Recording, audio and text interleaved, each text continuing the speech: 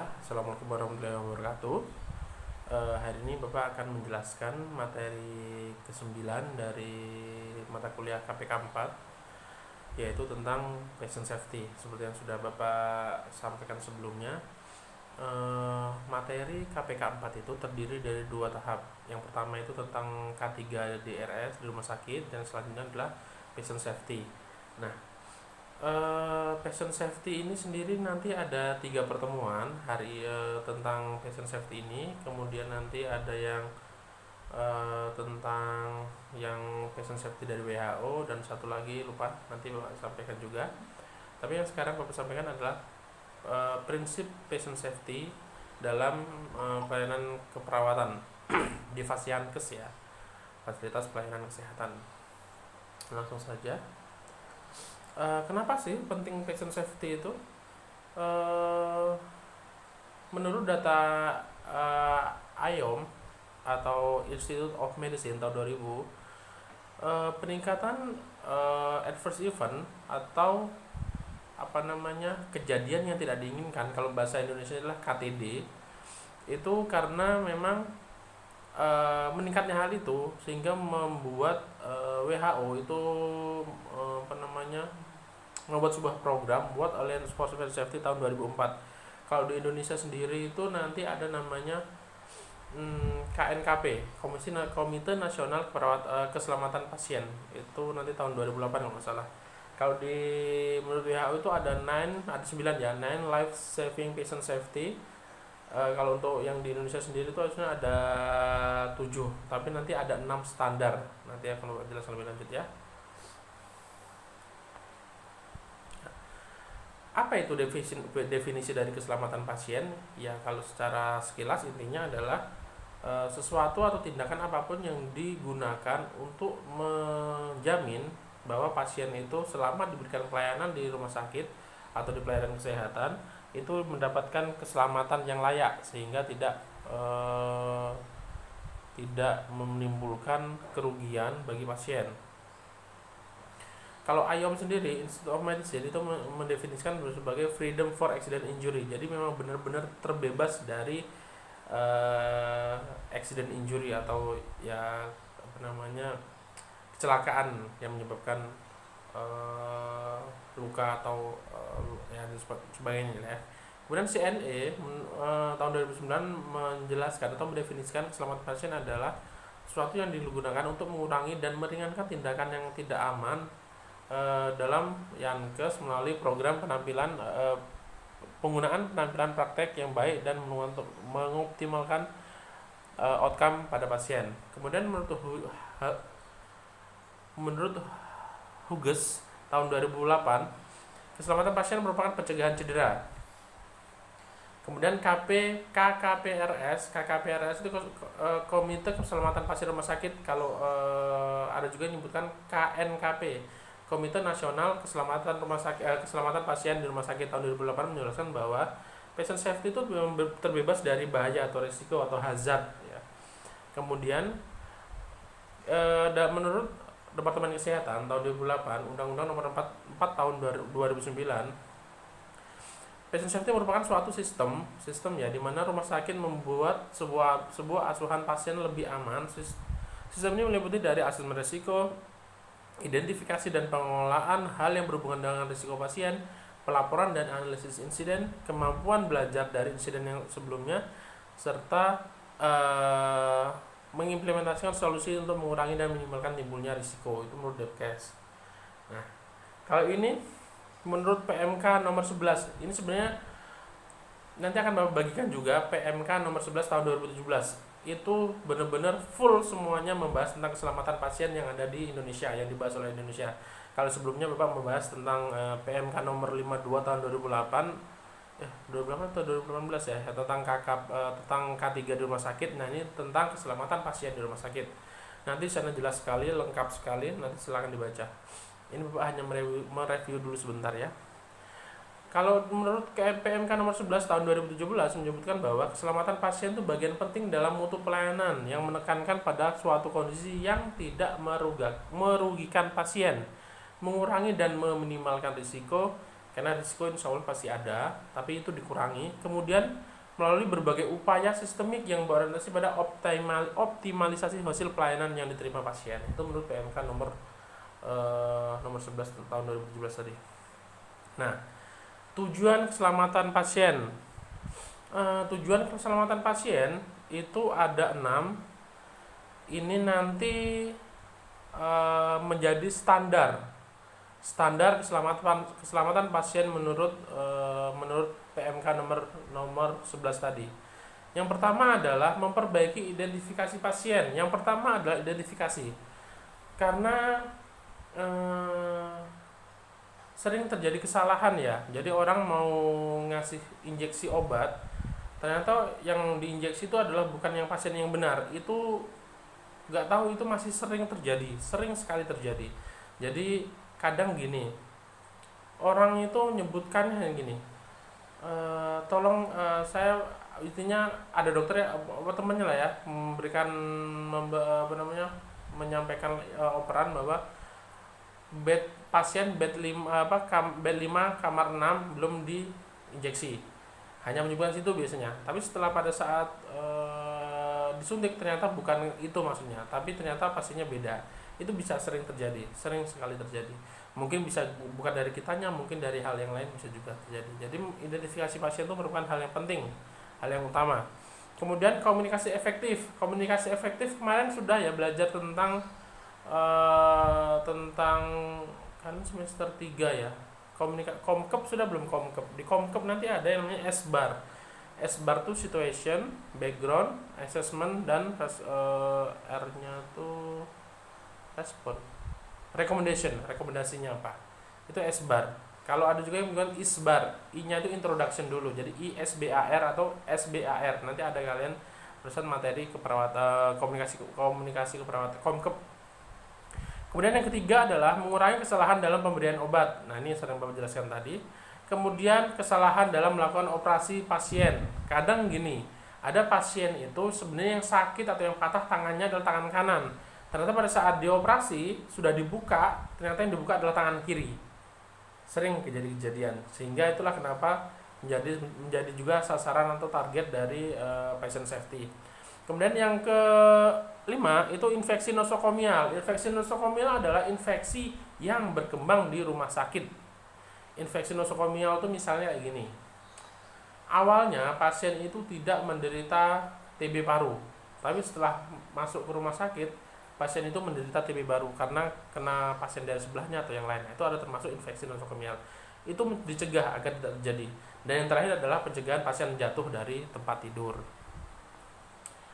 Nah ini untuk di patient safety ada beberapa istilah yang paling sering terjadi. Itu adalah yang paling sering disebutkan itu adalah, kalau di bahasa Indonesia itu namanya KTD, kejadian tidak diharapkan, atau kalau bahasa Inggrisnya itu adverse event.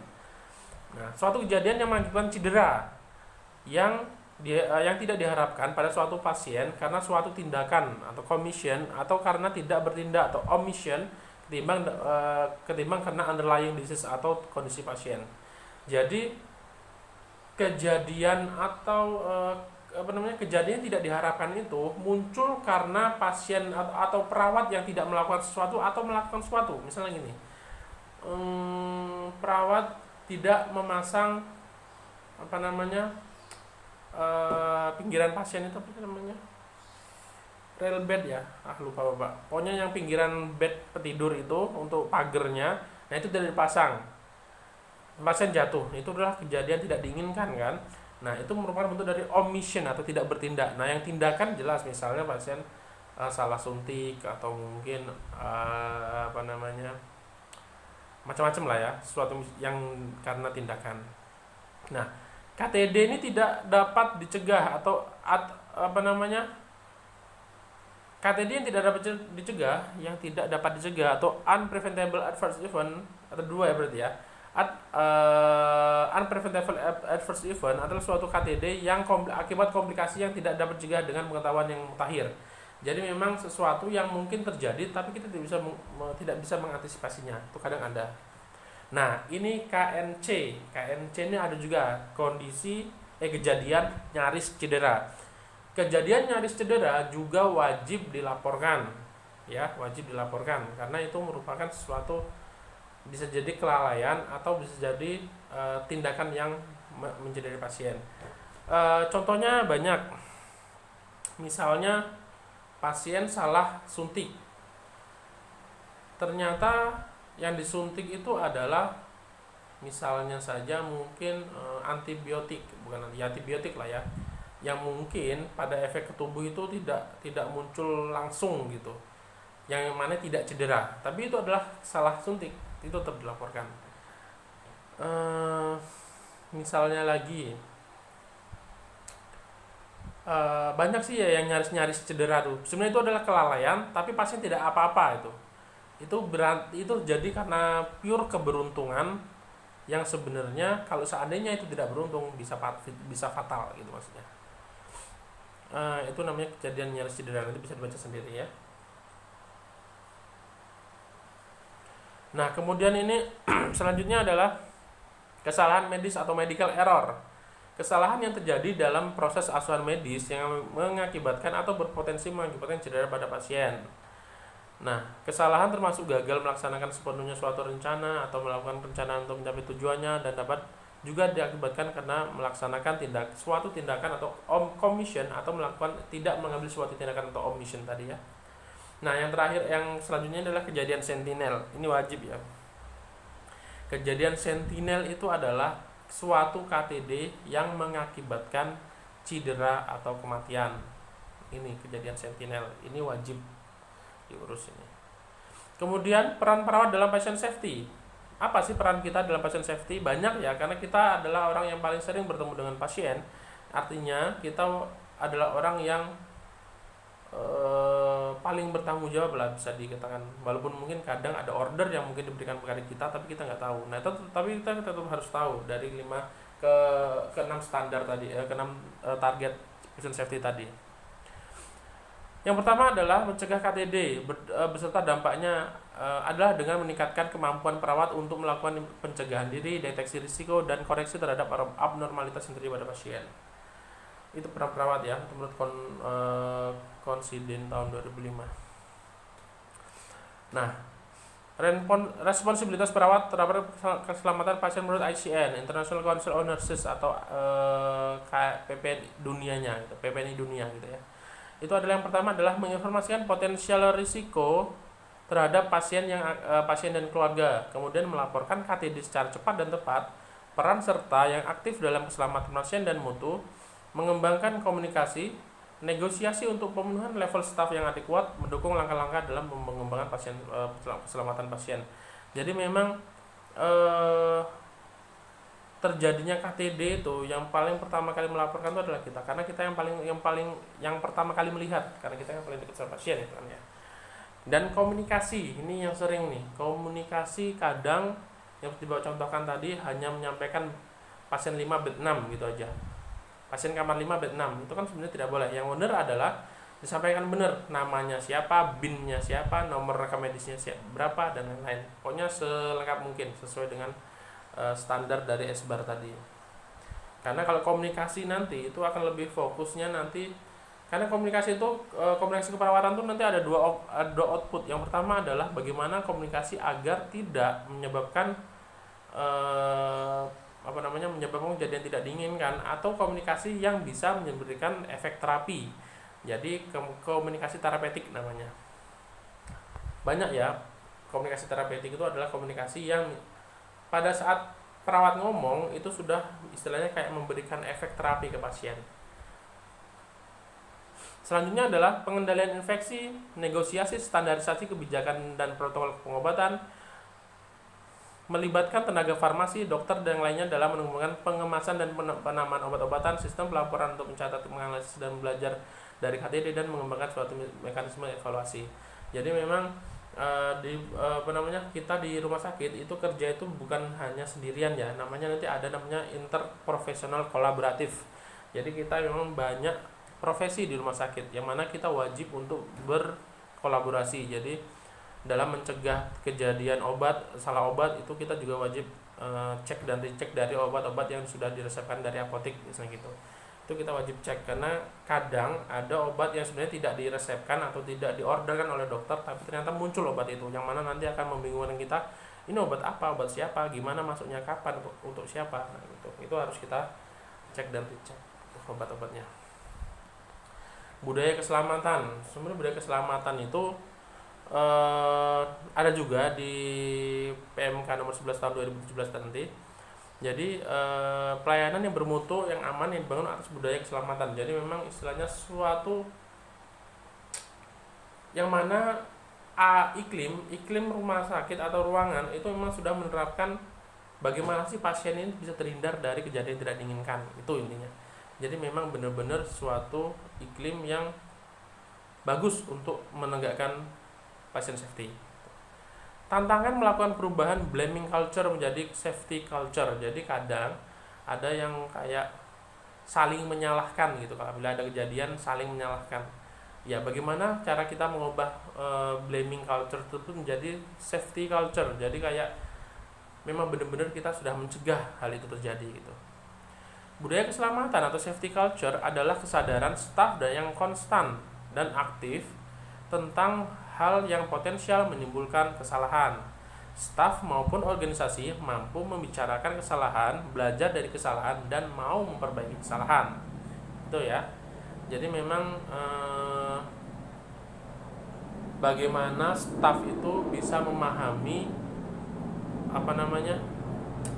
potensi kesalahan itu ada di mana sih, dan bagaimana sih cara mengatasi potensi itu, dan bagaimana cara memperbaikinya apabila sudah terjadi gitu. Nih, faktor-faktor yang mempengaruhi budaya keselamatan. Yang pertama adalah blaming culture. Blaming culture merupakan karakteristik budaya kerja yang ditandai dengan proses analisis yang berakhir pada human factor tanpa mengembangkan pendekatan sistem atau adverse event yang terjadi. Jadi setelah setelah kejadian atau KTD tadi terjadi, itu analisis yang digunakan adalah ya udah itu kesalahan manusia, istilahnya kayak hilaf gitu ya, dan bukan memperbaiki sistemnya atau bukan memperbaiki gimana sih biar tidak terjadi lagi gitu maksudnya. Kemudian yang kedua adalah kompetisi yang tidak sehat, kurangnya SDM, cost for patient safety, retensi atas perubahan, lemahnya komitmen kebijakan, dan budaya cover up. Jadi budaya cover up ini misalnya gini ya, sebenarnya kadang ada yang berusaha untuk menutup-nutupi. Nah gitu, yang KNC tadi yang seringnya terjadi kayak gitu. Jadi kondisi nyaris cedera. Jadi memang kondisi nyaris cedera kan istilahnya pasien tidak apa-apa, nah tapi tidak dilaporkan. Itu merupakan suatu budaya yang namanya cover up. Itu kadang masih sering terjadi. Jadi istilahnya kita melindungi teman kita, ya udah anggap aja nggak pernah terjadi, karena tidak terjadi apa, karena tidak merugikan atau pasien tidak apa-apa. Itu kadang sering terjadi, karena kalau sudah misalnya diurus itu prosesnya panjang dan mungkin bisa jadi kena SP atau yang lain-lain gitu. Kemudian kurang SDM, kompetisi yang tidak sehat, ini adalah faktor-faktor yang mempengaruhi keselamatan pasien. Jadi istilahnya tuh dengan kurangnya pegawai itu akan menimbulkan beban kerja yang tinggi. Dengan beban kerja yang tinggi akan menimbulkan cepat lelah, sehingga kelelahan juga sangat berpotensi terhadap kelalaian dalam bekerja. Itu ya kenapa kok bisa menyampai ke sana. Ini komponen budaya keselamatan. Pertama adalah komitmen individu dan organisasi terhadap budaya keselamatan atau safety culture. Kemudian tersedianya sumber daya yang diperlukan, insentif penghargaan, komunikasi antar karyawan, dan yang lainnya. Ini selain dibaca. Jadi intinya adalah kita bisa menerapkan ini bila kita mau menimbulkan atau meningkatkan keselamatan pasien tadi. Nah ini adalah safe staffing. Kita masuk lagi ke budaya masuk ke tahapan lanjut dari patient safety. Aspek keselamatan pasien sebagai penerima jasa juga staf keperawatan menjadi customer internal dalam pelayanan keperawatan di rumah sakit.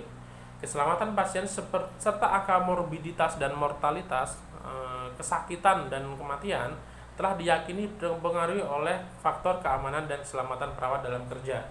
Jadi sebelum kita memastikan bahwa pasien itu selamat kerja, selamat pasiennya, kita juga harus memastikan diri kita adalah selamat dalam kerja gitu. Pertama adalah keterbatasan tenaga, jenjang karir yang tidak jelas, opini publik atas profesi keperawatan, lingkungan keperawatan yang tidak positif, kemudian upaya keselamatan yang keamanan bagi pelayanan kesehatan. Jadi istilahnya itu yang Bapak bahas tadi, kekurangan tenaga itu sangat mempengaruhi dari keselamatan pasien. Kemudian pengetahuan juga dan lain-lain. Kemudian ini tentang safe staffing ya, safe staffing maksudnya.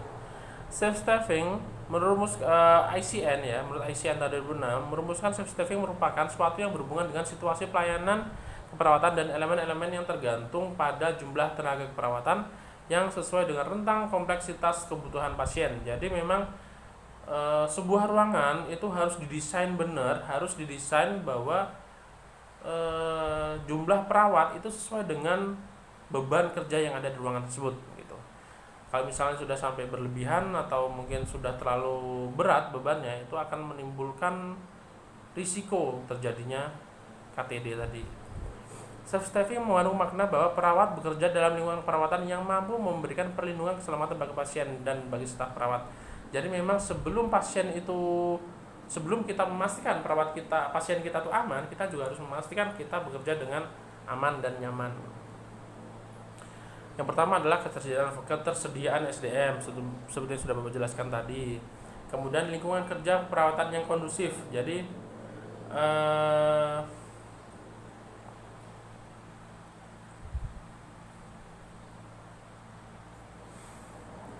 semuanya ya, nggak cuman lingkungan, istilahnya nggak cuman fisik, tapi lingkungan sekitar juga. Jadi kayaknya istilahnya kayak hubungan dengan perawat yang lain juga. Kemudian kompetisi yang tidak sehat tadi itu juga mempengaruhi dari staffing juga.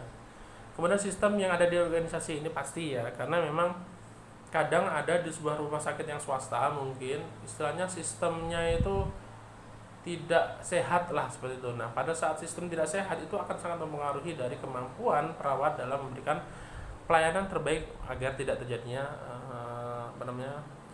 KTD tadi. Ini upaya meningkatkannya, yang pertama adalah kebijakan dalam mengedepankan keselamatan pasien atau dan staf perawatan, manajemen sumber daya manusia yang efektif, menciptakan lapangan kerja yang kondusif. Dah itu aja ternyata. Nah, jadi sebenarnya ini Bapak belum membahas ke itunya ya, ke tahapan atau standar-standar dari patient safety ya. Nanti akan Bapak bahas mungkin kalau nggak salah pertemuan 10 atau 11 lupa Bapak. Jadi tahap ini kalian minimal tahu sebenarnya tuh apa sih yang bisa dilakukan perawat dalam meningkatkan keamanan pasien, menjaga keamanan pasien yang ada di pelayanan kesehatan.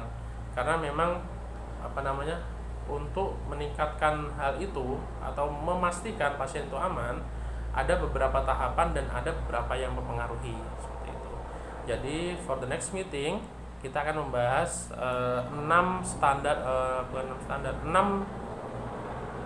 tujuan atau 6 apa tadi? Ya, 6 pokoknya 6 target ya, 6 target dari patient safety yang sudah Bapak jelaskan sebelumnya tadi.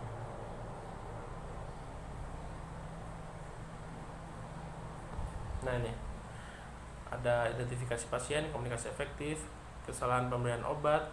Nah, ini juga yang Bapak sudah jelaskan LASA ya, look like, sound like. Jadi obat itu ada yang terlihat sama bentuknya, ada yang terdengar sama namanya. Atau norum kalau bahasa Indonesia. Nanti akan Bapak jelaskan lebih lanjut. Kemudian infeksi nosokomial dan pasien berjatuh. Oke. Terima kasih atas perhatiannya. Untuk pertemuan selanjutnya Bapak akan membahas tentang target pasien safety tadi. Baiklah, cukup sekian. Terima kasih atas perhatiannya. Apabila ada kesalahan, Bapak mohon maaf. Bapak akhiri. Assalamualaikum warahmatullahi wabarakatuh.